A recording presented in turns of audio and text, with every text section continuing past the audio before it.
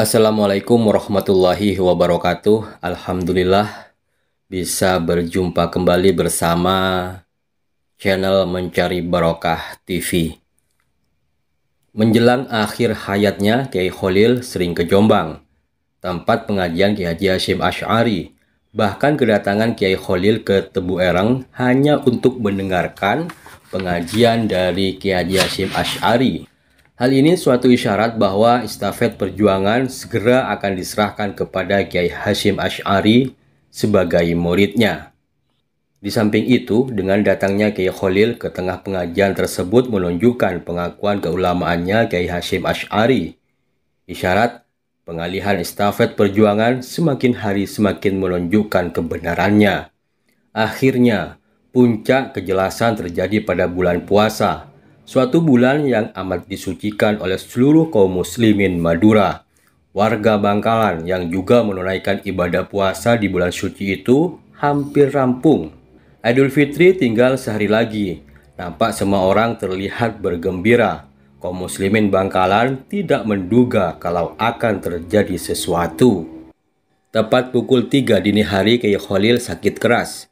Kiai Muntaha sebagai menantu Kiai Kholil dengan perasaan sedih menyuruh seorang santri berpakaian bagus. Santri yang beruntung itu bernama Tolha Rawi, seorang santri berasal dari daerah Modung, Bangkalan. Dialah satu-satunya santri yang menemani Kiai Kholil saat sakit keras. Menit demi menit sakitnya Kiai semakin parah. Tampak tidak ada tanda-tanda akan sembuh. Menyadari semua itu, santri Tolha sambil menahan air matanya segera menyalami tangan Kiai Kholil yang barokah itu. Tepat pukul 3 lewat 30 menit, Kiai Kholil tersenyum bagaikan seorang yang tidur tentram di pembaringannya.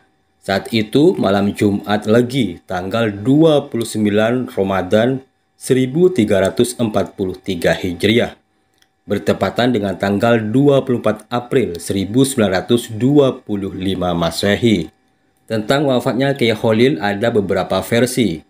Kiai Haji Raden Fuad Amin Imron mengatakan bahwa Syekhona wafat tahun 1924 Masehi.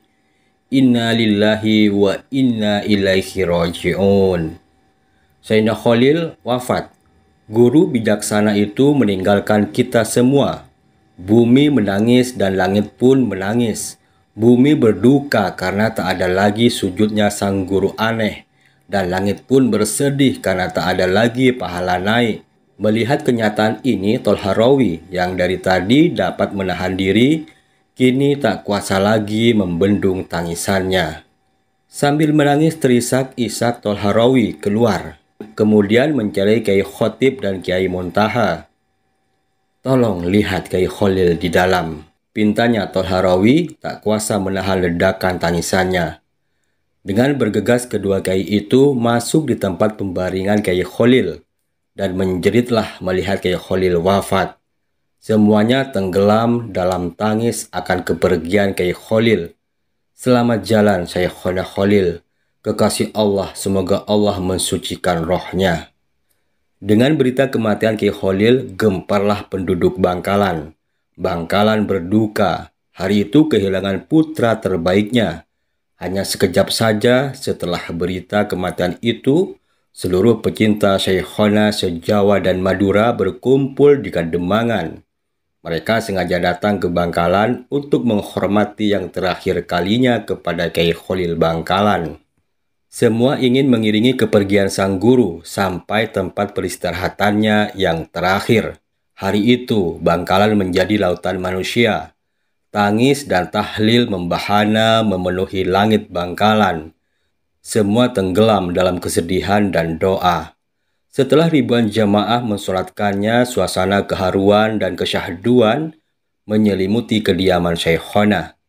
Kesyahduan semakin dalam manakala keranda jenazah bergerak pelan meninggalkan kediaman Kiai Kholil. Setiap orang berebut ingin menyentuhnya, walau cuma sesaat. Mereka sadar hari esok tiada lagi sang guru.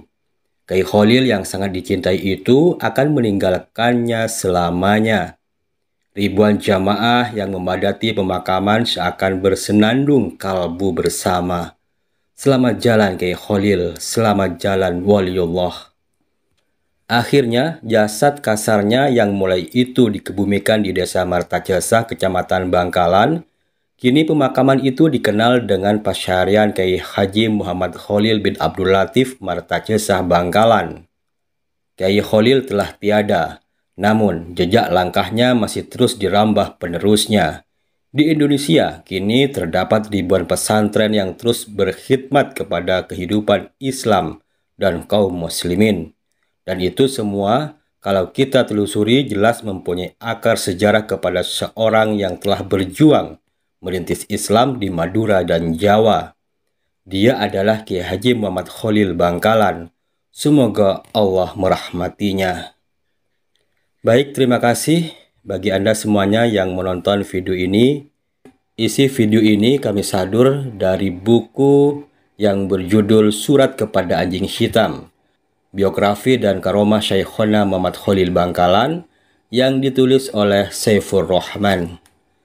Wassalamualaikum warahmatullahi wabarakatuh.